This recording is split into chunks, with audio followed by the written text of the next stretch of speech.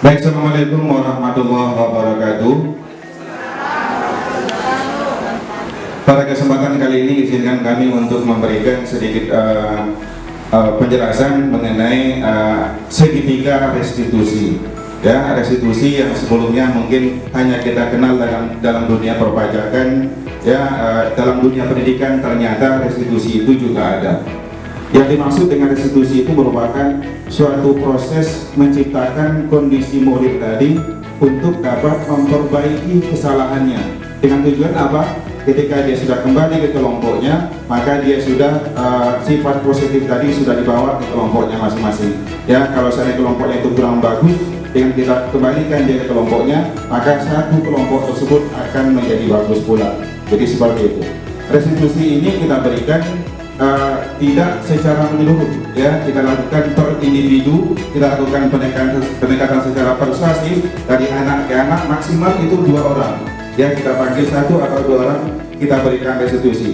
Misalkan dia melakukan pelanggaran apa, kita berbincang bertiga atau berdua dengan anak tersebut, kita berikan langkah-langkah restitusinya.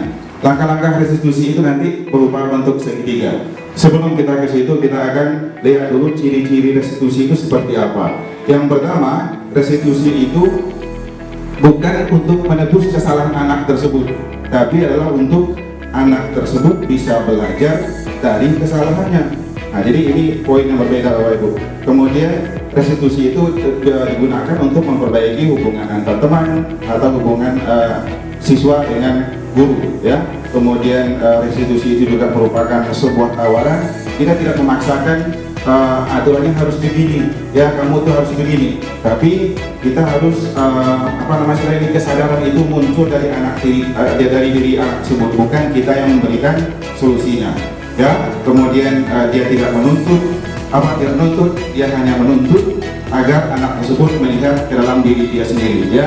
Kira-kira kalau saya melakukan kesalahan ini, apa sih yang tidak benar dari diri saya, apa sih yang harus saya perbaiki. Nah, jadi seperti itu. Jadi kita yang bertanya, ya, bukan kita yang memberikan atau mendikte atau mendogmakan kepada anak didik harus begini, dan harus begini. Jadi kita juga harus tahu bagaimana kebutuhan dasar peserta didik tersebut. Kemudian kita juga berfokus pada karakter dan mencarikan solusinya dari kesalahan yang dilakukan oleh anak tersebut. Nah, langkah-langkahnya itu ada 3. Yang pertama, kita harus menstabilkan identitas anak tersebut terlebih dahulu. Begitu anak kita panggil, kita langsung kita marahi, ya. Kita arahkan, kita dudukkan mereka dulu, kita tanya, ya. Kemudian kita stabilkan kondisinya. Ya, kalimatnya seperti apa sih? Nah, seperti ini. Misalkan, nah, setiap orang itu pasti pernah melakukan kesalahan, ya. Setiap orang itu pasti pernah melakukan kesalahan. Itu dulu poin pentingnya, ya. Kamu bukan satu-satunya orang yang melakukan kesalahan tersebut. Artinya di situ bukan melakukan pembenaran terhadap kesalahan, Bapak Ibu, ya. Tapi kita harus, ya, memberikan pemahaman ada kesalahan yang serupa sebelumnya, tapi kita kunci, ya. Yang menjadi poin pentingnya itu adalah jangan melakukan kesalahan yang sama untuk berikutnya. Itu poin yang pertama. Kemudian yang kedua, kita validasi tindakan yang salah tersebut. Nah, kalimatnya apa? Kamu tentu punya alasan dong, ya, kenapa melakukan kesalahan tersebut. Iya, Pak, karena ini.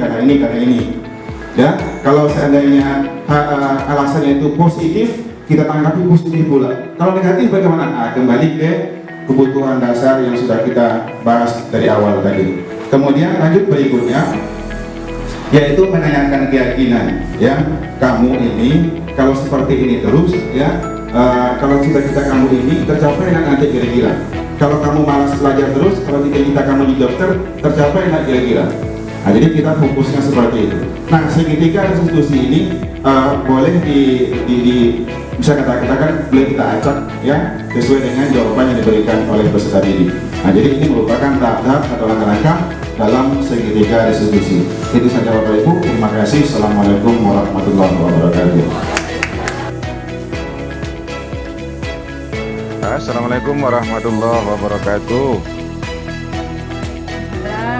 Waalaikumsalam warahmatullahi wabarakatuh. Selamat siang Bapak Ibu yang berbahagia. Selamat berjumpa kembali kita dalam ruang virtual conference kali ini dalam rangka untuk berbagi pengalaman atau kita saling sharing di sini tentang budaya positif yang sudah kita terapkan di sekolah kita masing-masing atau yang sudah kita lakukan. Bapak Ibu yang kami hormati, pada pagi hari ini izinkan kami untuk share screen PowerPoint atau PPT yang sudah kami buat terkait dengan budaya disiplin yang sudah kami lakukan.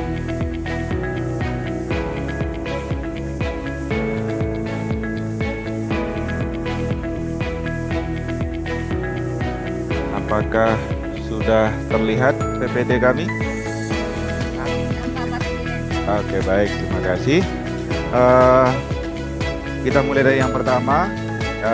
Di sini ada 5 budaya positif yang sudah kami terapkan, yaitu disiplin positif dan motivasi, kemudian keyakinan kelas, kemudian pemenuhan kebutuhan dasar, posisi kontrol, dan segitiga restitusi.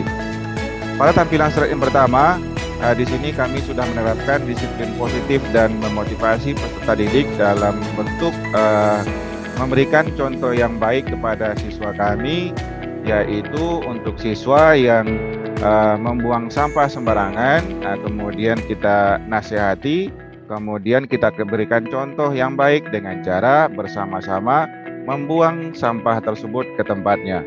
Di sini sudah sengaja kami dokumentasikan, kami bersama murid tersebut mengangkat tong sampah, kemudian membuang ke tempat pembuangan sampah sementara.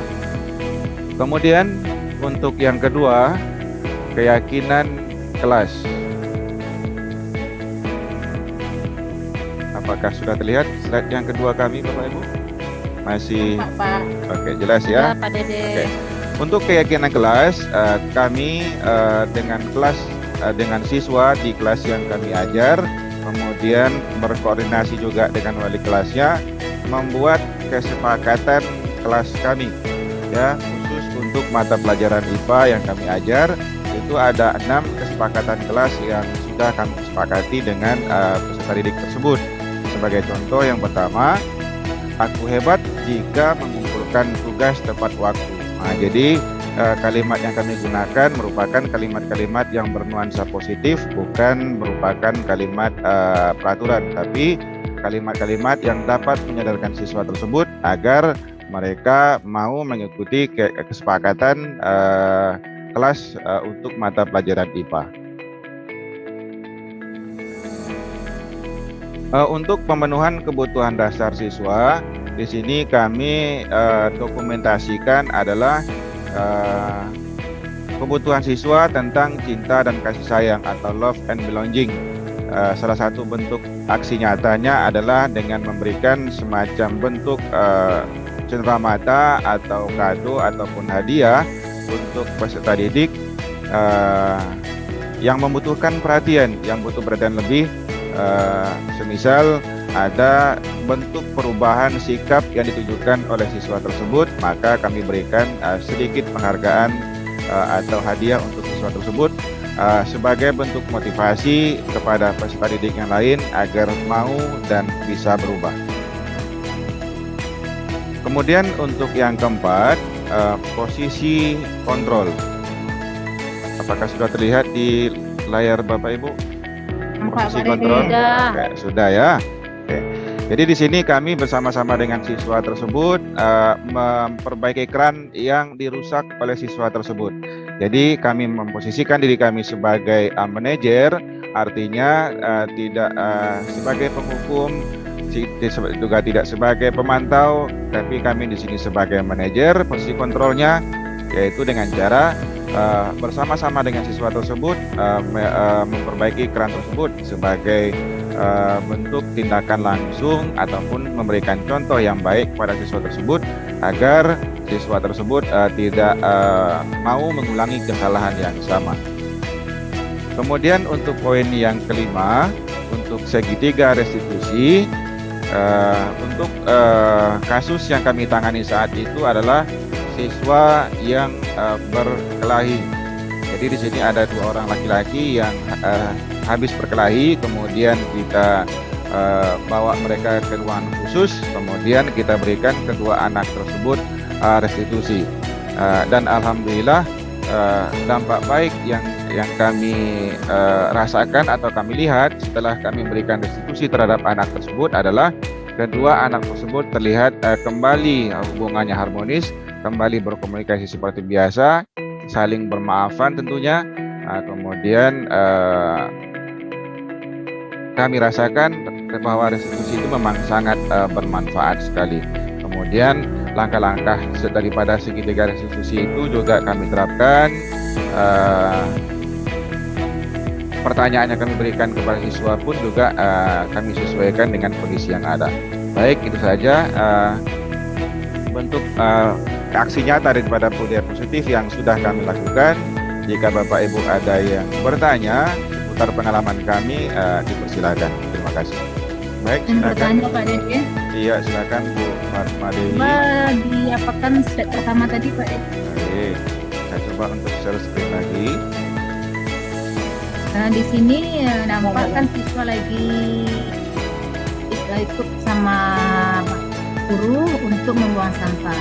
Di sini ingin saya tanyakan bagaimana cara memotivasi siswa yang agak-agak bandel sedikit supaya mau bekerja sama dengan rekan sejawat. Terima kasih. Oke, agar siswa tersebut mau bekerja sama dengan rekan sejawatnya. Oke, Ya. baik. Ya, itu yang kami tangkap dari poinnya ya. Baik, terima kasih atas pertanyaan yang diajukan. Di sini kami coba menjawab tentang penerapan disiplin positif agar bukan kita yang angkat ya, agar mereka mau bekerja sama dengan teman-temannya, seperti itu kira-kira Bu ya. Iya. Oke, baik. Di sini ada 2 poin, ada disiplin positif dan ada motivasi yang kita berikan terhadap anak tersebut. Kebetulan pada dokumentasi yang ini kami yang langsung menerapkan disiplin positif tersebut. Tapi setelah dokumentasi ini kami buat, tentunya otomatis kami memberikan motivasi kepada anak tersebut bersama dengan teman-temannya untuk mau bekerja sama dengan cara pertama ya tentunya kita harus mengingatkan kembali kepada anak-anak tersebut tentang keyakinan kelas atau kesepakatan bersama apa yang sudah kita buat. Salah satu contohnya bahwa kita harus saling bekerja sama, saling bergotong royong ya. Apakah itu dalam bentuk membersihkan pekarangan sekolah ataupun membersihkan lokalnya masing-masing. Nah, di situ kami ingatkan kembali tentang keyakinan kelas atau kesepakatan bersama yang sudah kita buat. Kemudian perlu juga sebenarnya ada peran guru ya sebagai posisi pemantau di situ. Jadi kita mengawasi anak-anak tersebut apakah mereka sudah bekerja sama atau belum, apakah mereka sudah saling bergotong royong atau belum. Jika sekiranya belum, kemudian kita ingatkan kembali. Jadi disitulah peran posisi kontrol di situ, peran guru sebagai posisi kontrol di situ. Jadi begitu kira-kira ya Bu Fatma Dewi jawaban singkat kami. Terima kasih. Terima kasih Pak Dede. Jawaban Pak Dede memuaskan lagi. Baik, terima kasih. Baik, cukup sekian dari kami Bapak Ibu berbagi sharing tentang pengalaman praktik baik yang sudah kami terapkan di sekolah kami. Atas perhatiannya kami ucapkan terima kasih. Assalamualaikum warahmatullahi wabarakatuh. Waalaikumsalam Waalaikumsalam warahmatullahi wabarakatuh.